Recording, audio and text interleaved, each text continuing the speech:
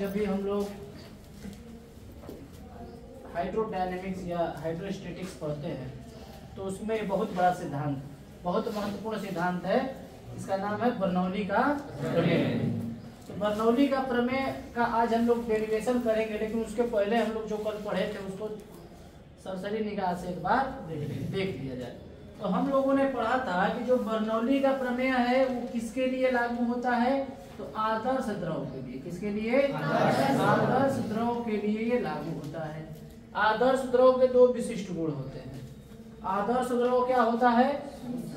शून्य श्यान, या हम लोग कह सकते हैं कि अश्यान होता है। क्या होता है? अश्यान। और असंपीड्य होता है। क्या होता है? असंपीड्य। अश्यान का अर्थ होता है कि जब भी कोई द्रव प्रवाह करता है, जैसे हम चल रहे हैं तो हमारे पैर और धरती के बीच में, एक सरफेस के बीच में क्या हो रहा है? एक गति के विरोध में फ्रिक्शन फोर्स जनरेट हो रहा है, जिसके कारण हमको एक प्रतिक्रिया बल प्राप्त हो रहा है, जिसके कारण हम आगे बढ़ पा रहे हैं, नहीं तो हम फिसल के क्या होते हैं, गिर जाते हैं। उसी प्रकार से जब द्रव कोई प्रवाहित होता है तो उसके लेयर्स के बीच में क्या होता है? एक फ्रिक्शन फोर्स काम करता है जो उसको आगे धकेलने का जिम्मेदार होता है पर द्रव को। तो वहां पे जो फ्रिक्शन फोर्स होता है वो यहाँ पे क्या होगा? शून्य होगा। क्या होगा? आदर्श द्रव के परतों के बीच लगने वाला श्यान बल क्या होता है? शून्य। इसीलिए उसको अश्यान या अशून्य शून्य श्यान द्रव हम लोग कहते हैं। इसका एक अर्थ ये भी हो सकता है कि अगर आदर्श द्रव कोई फ्लो कर रहा है तो वो निरंतर ऐसे ही क्या होगा? बहता रहेगा, वो कभी रुकेगा तो उसके लेयर्स के बीच में कोई फ्रिक्शन फोर्स काम कर ही नहीं रहा है। असंपीड्यता का अर्थ होता है, इसको अंग्रेजी में कहते हैं इनकम्प्रेसिबिलिटी। मतलब कि अगर उस पे हम दबाव लगा रहे हैं, दाब लगा रहे हैं, तो उसके वॉल्यूम में कोई भी अंतर नहीं है, उसका आयतन बढ़े या घटे ना, दाब के प्रभाव से उसके आयतन में कोई भी परिवर्तन न हो, तब उसके ऐसे द्रव को कहा जाएगा कि वो द्रव क्या है? असंपीड्य। और जिन द्रवों में ये दोनों गुण पाए जाते हैं वो कहलाते हैं आदर्श। तो बर्नौली थ्योरम केवल एप्लीकेबल है किसके लिए? आइडियल फ्लूइड पे। ठीक है। दूसरा कंडीशन क्या है कि जो द्रव का प्रवाह है वो धारा रेखीय प्रवाह है। क्या है? धारा रेखीय प्रवाह से प्रवाहित होता है। अब धारा रेखीय प्रवाह क्या होता है? धारा रेखीय प्रवाह में जो धारा का प्रवाह होता है वो नियमित होता है, रेगुलर। यहाँ पे कोई द्रव का कण है तो वो गति कर रहा है तो वह ठीक उसी पाथ का अनुसरण करता है जो उसके आगे वाला, जिस पाथ से आगे वाला कण जाता है उसी पाथ से पीछे वाला कण।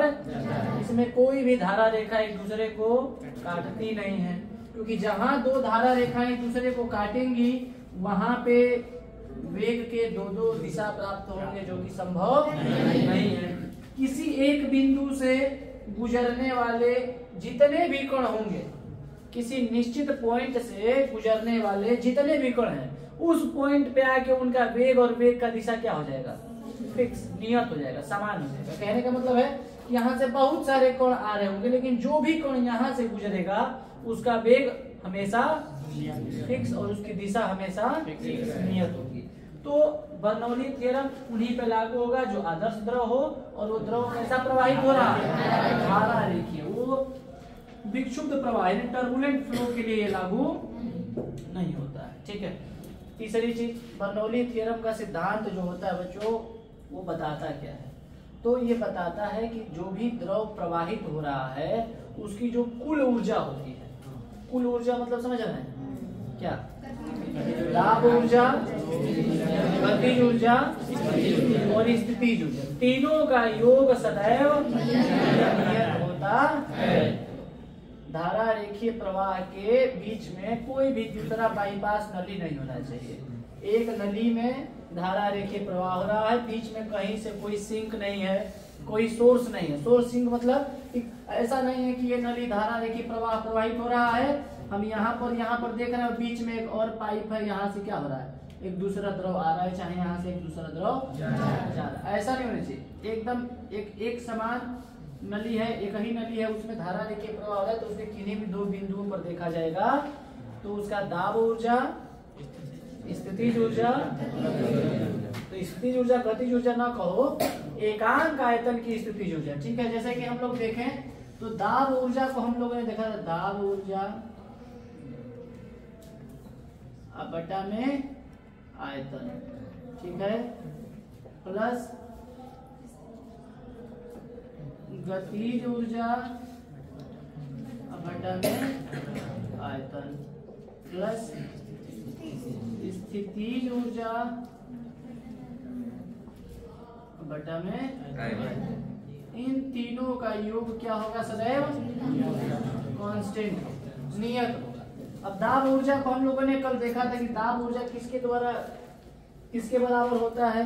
तो द्रव के अंदर जो दाब उत्पन्न हो रहा है, तो जो बल उसके साथ जनरेट होता है उसके द्वारा किए गए कार्य, यानी जो बल कोई भी समझ रहे हो, कोई भी नली में धारा का प्रवाह हो रहा है तो उसमें एक फोर्स होता है ना जो उसको आगे की ओर ढकेलता है, तो वो फोर्स जितना कार्य करता है उसी के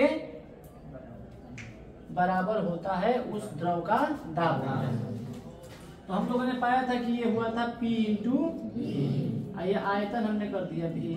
गतिज ऊर्जा मान लो कि फार्मूला होता है द्रव्यमान अगर द्रव का m हो, अगर वो v वेग से चल रहा है तो mv स्क्वायर हो गया बटा में v, प्लस ये अगर स्थितिज ऊर्जा अगर द्रव्यमान m है और गुरुत्वीय तल यानी कि पृथ्वी के धरातल से h ऊंचाई पर द्रव है तो उसकी अगर हाइट h है तो v से कर दें तो ये आ जाए कम है। अब यहाँ पे हमने v से v कट गया, ये बच गया p, यहाँ से बच गया बच्चों 1 बटा में 2 m बटा में v स्क्वायर प्लस m बटा में v, और यहाँ से मिलता है p प्लस हाफ। अब देखो ये द्रव्यमान बटा में आयतन हो गया, इसको बोलते हैं हम लोग घनत्व, दर्शाते हैं रो से, तो रो v स्क्वायर प्लस ये द्रव्यमान बटा में आयतन हो गया घनत्व रो g बराबर कांस्टेंट। ठीक है, अब इसी को हमको आज डिराइव करना है इसको। तो पहले तो ये हम लोग स्टेटमेंट क्या देंगे बर्नौली प्रिंसिपल का? तो बर्नौली प्रिंसिपल का देंगे कि जब भी कोई आदर्श द्रव किसी धारा रेखीय प्रवाह से प्रवाहित होता है तो प्रवाह के किसी भी बिंदु पर एकांक आयतन की दाब ऊर्जा, गतिज ऊर्जा और स्थितिज ऊर्जा, एकांक आयतन की दाब ऊर्जा, गतिज ऊर्जा और स्थितिज ऊर्जा का योग सदैव, इन तीनों को एक साथ हम लोग कहते हैं कि द्रव की कुल ऊर्जा, क्या कहेंगे? द्रव की कुल ऊर्जा सदैव नियत होता है। अब इसको हमको डिराइव करना है, डेरिवेशन को हम लोग ध्यान से देखेंगे, ठीक है? तब तक हम इसको इरेज करते रहेंगे। इसके लिए हमने एक ले लिया पाइप, ठीक है, हमने एक पाइप ले लिया ऐसा, असमान अनुप्रस्थ काट के क्षेत्रफल वाला हमने क्या ले लिया? पाइप ले लिया। मान लो कि धरातल ये है, तो इस वाले सेक्शन का जो हाइट है वो हमने ले लिया कितना? h1 ले लिया, और इस वाले सेक्शन की जो हाइट है हमने ले लिया h2, क्योंकि हमको स्थितिज ऊर्जा में h1 h2 भी दिखाना पड़ेगा। ठीक है, मान लेते हैं कि इस वाले क्रॉस सेक्शन का जो क्षेत्रफल है वो क्या है? a1, और इसका है a2। आ रहा बात समझ में? मान लेते हैं कि यहाँ पर जो प्रेशर है P1 है और यहाँ पर जो प्रेशर है P2। आ रहा बात समझ में? अब बच्चों हम लोगों ने पढ़ा है अविरतता के सिद्धांत में कि अगर इससे कोई भी धारा का प्रवाह हो रहा है, कोई भी द्रव प्रवाहित हो रहा है, तो वह अविरत रूप से कंटिन्यूअसली तभी प्रवाहित होगा जब इसमें प्रवेश करने वाले द्रव का द्रव्यमान उतना ही हो, एक समय अंतराल में प्रवेश करने वाले द्रव का द्रव्यमान उतना ही हो जितना कि यहाँ से उतने ही समय अंतराल में द्रव क्या हो जाए, यानी कि t टाइम में m द्रव्यमान यहाँ से प्रवेश कर रहा है तो t टाइम में m द्रव्यमान यहाँ से बाहर निकलना चाहिए। इस स्थिति में यह प्रवाह जो है अविरत रूप से चलता रहेगा। अगर मान लो कि यहाँ से m द्रव्यमान, मान लो कि 10 की ग्राम यहाँ से एक टाइम पीरियड t में प्रवेश कर रहा है यहाँ से चल, और यहाँ से 15 kg निकल रहा है, ऐसा पॉसिबल है? हो सकता है कुछ समय के लिए पॉसिबल हो सकता है कि इस पाइप में पहले से कुछ द्रव इकट्ठा हो तो कुछ समय तक ये पॉसिबल हो सकता है, लेकिन क्या ये प्रक्रिया लगातार चल सकती है? मान लो यहाँ से 10 kg प्रवेश कर रहा है, यहाँ से 8 ही kg निकल रहा है, तो हर बार 2-2 kg उस टाइम इंटरवल में बचता जाएगा, तो ये पाइप क्या हो जाएगा, फट जाएगा। तो भी प्रक्रिया क्या हो जाएगी, कॉन्टिन्यूअस नहीं रह जाएगी। तो कॉन्टिन्यूअस प्रक्रिया के लिए होता है कि जितना टाइम इंटरवल में यहाँ से मास एंटर कर रहा है, उसी सेम टाइम इंटरवल में उतना मास बाहर हो जाए। ठीक है, तो अब एक चीज बताओ आप कि मान लेते हैं कि यहाँ से जो प्रवेश कर रहा है द्रव, उसका वेग है मान लो v, और यहाँ से जो प्रवेश बाहर जो इस नली से निकल रहा है उसका वेग है मान लो। मान लेते हैं कि t समय में a द्रव्यमान यहाँ से चल के यहाँ तक पहुंच गया, समझ रहे हो, ये सारे द्रव t समय में यहाँ से यहाँ पहुंच गए। तो अगर हम पूछे कि बताओ कितना आयतन द्रव का एक जगह से दूसरे जगह पहुंचा, कितना आयतन, तो इस छोटे से समय अंतराल में जो भी द्रव होगा हम उसको एक सिलिंड्रिकल रूप में मान सकते हैं। उसका एरिया हो गया a, ये t समय में यहाँ से पहुंच गया यहाँ पर, वेग है इसका v, तो दूरी बराबर क्या हो जाएगा बताओ, चाल गुणे, तो चाल यहाँ पर क्या है v1 और समय है t, तो ये कितनी दूरी इसने तय कर दिया, तो v1 गुणा में t, तो ये हाइट हो गया इसका v1 गुणा में t। अब इसका आयतन कितना हो जाएगा, तो a इसका क्षेत्रफल हो गया अनुप्रस्थ काट का, अब v1 गुणा t हाइट हो गया, तो ये इतना द्रव t समय में यहाँ से यहाँ पहुंचा, यानी डेल्टा v द्रव यहाँ से यहाँ पहुंचा। ठीक है, तो उतना ही द्रव तो यहाँ से यहाँ भी पहुंचेगा बच्चों, डेल्टा v द्रव ही यहाँ से बाहर भी निकलना चाहिए। आयतन द्रव का तो नहीं बदलना चाहिए, क्यों नहीं बदलना चाहिए आयतन द्रव का, क्योंकि शुरू में हमने मान लिया है कि द्रव कैसा है, असंपीडित है, कैसा है, यानी उसके प्रेशर के कारण उसके वॉल्यूम में कोई परिवर्तन नहीं, तो डेल्टा v एंटर कर रहा है तो डेल्टा v बाहर भी जा रहा है। अब एक चीज जरा ध्यान दें कि यहाँ से द्रव अंदर क्या खुद ही से प्रवेश कर जाएगा, क्या पाइप के अंदर द्रव खुद ही प्रवेश कर जा रहा है, क्या करना पड़ रहा है, हमको उसके लिए कार्य करना पड़ रहा है। लेकिन यहाँ से द्रव निकालने के लिए कार्य करना पड़ रहा है क्या आपको, ये खुद ही निकल जा रहा है। यानी कार्य भी जब आप लोगों ने पढ़ा है परिभाषा, तो आप लोगों ने पाया होगा कि कार्य दो प्रकार के होते हैं, एक हम स्वयं किसी निकाय द्वारा कार्य की जाती है, और एक होता है कि निकाय पर कार्य किया जाता है।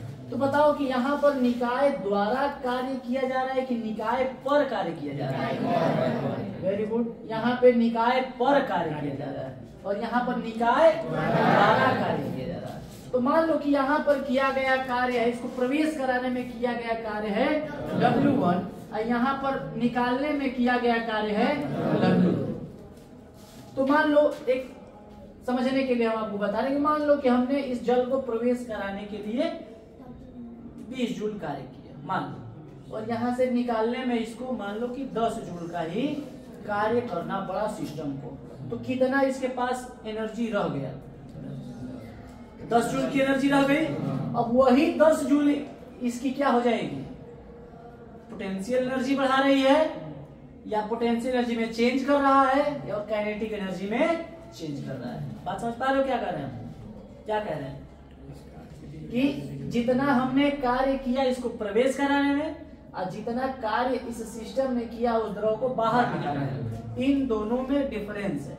अब इन दोनों कार्यों में जितना अंतर हो रहा है उतने ऊर्जा के बराबर ही ऊर्जा इसकी गतिज ऊर्जा में परिवर्तन और स्थिति ऊर्जा में परिवर्तन के योग के बराबर होगा। यानी कि अब आप खुद ही देख रहे हो कि यहाँ पे हाइट h1 है, यहाँ पर हाइट h2 है, तो यहाँ की पोटेंशियल एनर्जी यहाँ की और यहाँ की दोनों में परिवर्तन है कि नहीं, यहाँ पोटेंशियल एनर्जी बढ़ गया, mgh2 ज्यादा हो गया, mgh1 कम हो गया है। यहाँ पर देख रहे हैं कि गति, यहाँ पर वेग कुछ और है, यहाँ पर वेग कुछ और है, तो इसमें भी तो चेंज हो रहा है। तो change in kinetic energy plus change in potential energy किसके बराबर होगा, change in this towards W1 and W2। तो सबसे पहले तो हम लोग निकाल लेंगे डेल्टा W हो कितना रहा है, आ कितना रहा है। तो डेल्टा W जो आ रहा है वो किसके बराबर है, W1 माइनस W2। W1 कैसे निकालेंगे? तो बल, अब बल ने इस द्रव को कितना विस्थापित किया, तो V1 गुणे T विस्थापित किया। बल गुणे विस्थापन, बल गुणे विस्थापन कितना है बच्चों? V1 गुणे T। ठीक है, F1 मान लेते हैं यहाँ पर, अब माइनस वहां पे कितना हो जाएगा, तो F2 V2 गुणे T। अब बल कितना है बताओ? बल दाब बराबर होता है बल बटा में क्षेत्रफल, तो बल बराबर हो जाएगा दाब गुणे क्षेत्रफल। हम लोग पढ़े P बराबर F बटा में A, तो F इक्वल टू हो जाएगा PA। तो PA तो नहीं लिखेंगे, P1 A1 V1 T minus P2 A2 V2 बोलो कोई समस्या? बोलो। अब ये बच्चों बताओ कि ये क्या है? ये आपका है P1 और ये क्या है? V1। ठीक है, और यहां से माइनस ये क्या है? P2 है, और यहां से ये क्या मिल गया? V2। तो यहाँ से अगर V और V तो सेम ही है, क्यों सेम है? V1 V2 तो सेम है, क्यों सेम है भाई? आपकी आयतन तो बदल नहीं रहा है, क्योंकि वो कैसा द्रव है? आदर्श द्रव है। तो यहाँ से V1 बराबर V2 बराबर, चलो V हम ले रहे हैं, तो हम लोग लिख सकते हैं क्या यहाँ पर? V P1 माइनस P2 लिख सकते हैं। बोलो, इतना में कोई समस्या है? ये इक्वेशन हो गया। इतना में किसी को कहीं भी कोई समस्या है तो आप पूछिए। 1 मिनट के लिए वीडियो रोकिए आप। अब हमने क्या बताया कि जितना इसके पास यहाँ द्वारा हमारे द्वारा किया गया कार्य और सिस्टम द्वारा इस द्रव को बाहर निकालने में किया गया कार्य, इन कार्यों के बीच जितना अंतर आ रहा है डेल्टा W, वो किसके बराबर होगा? तो डेल्टा K और plus delta P। Delta K क्या है? चेंज इन काइनेटिक एनर्जी, और डेल्टा P क्या है? Change in potential energy. समझ लो, बहुत सारी किताबों में U भी लिखते हैं इसको, ठीक है, हम P ही लिख रहे हैं।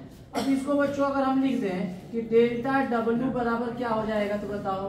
तो इसको लिख सकते हैं 1/2 M V2 square minus 1/2 M V1 square लिख सकते हैं।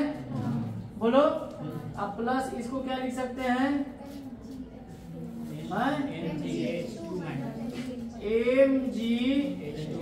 MgH2 minus MgH1।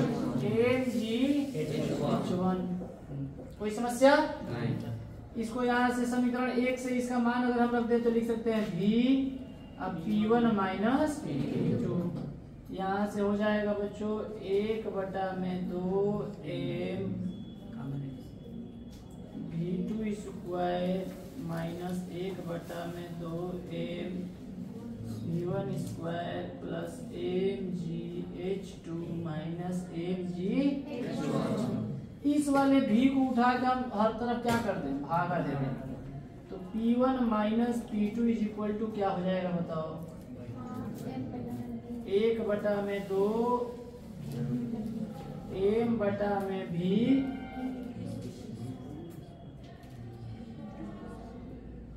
V2 square minus 1/2 M/V V1 square plus M/V GH2 minus M/V GH1। ठीक है। अब बच्चों यहाँ से P1 माइनस P2 हो गया। यहाँ से आप देखिए कि ये हो गया द्रव्यमान और ये हो गया आयतन। हमने पढ़ा है घनत्व बराबर क्या पढ़ा है? घनत्व बराबर पढ़ा है द्रव्यमान बटा में आयतन। या हम लोग इसको कह सकते हैं कि एकांक द्रव्यमान का ये एकांक आयतन का गतिज ऊर्जा। या हम लोग इसको डायरेक्ट चेंज कर दें तो लिख सकते हैं 1/2 रो जी स्क्वायर माइनस 1/2 V2, सॉरी यहाँ से V2 छूट रहा है, मिस हो रहा है, 1/2 रो V1 स्क्वायर। अच्छा एक चीज बताओ कि क्या यहाँ का घनत्व और यहाँ का घनत्व अलग होगा द्रव का? नहीं, क्योंकि प्रेशर से उसका वॉल्यूम में कोई चेंज नहीं हो रहा है तो डेंसिटी भी नहीं बदलेगी। तो रो यहाँ भी रहेगा और रो यहाँ भी रहेगा। फिर इसको क्या लिख सकते हैं? द्रव्यमान बटा में आयतन, ये क्या हो जाएगा? डेंसिटी रो जी H2 minus rho g H1। अब जितने भी 1 वाले टर्म है उसको एक साइड और 2 वाले टर्म है एक साइड, तो हम लोग लिख सकते हैं बच्चों इसको, देखो P1 ये वाला इधर आ जाएगा और वो वाला इधर जाएगा, तो माइनस रो जी H1 इधर आएगा तो plus rho g H1 plus half rho V1 square equal to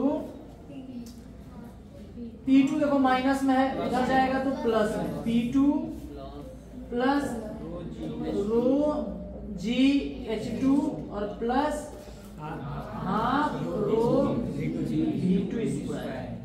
ये है आपका बर्नौलीज प्रिंसिपल। अब चूंकि P1 H1 V1 और P2 H2 V2 इस तरीके के संबंध में है तो हम लोग इसको क्या लिख सकते हैं कि P plus rho g H plus half rho V square equal to नियतांक। ये हो गया आपका। तो इसको हम लोग लिखते हैं कि एकांक आयतन का दाब ऊर्जा, स्थितिज ऊर्जा, गतिज ऊर्जा तीनों का योग सदैव नियत होता है।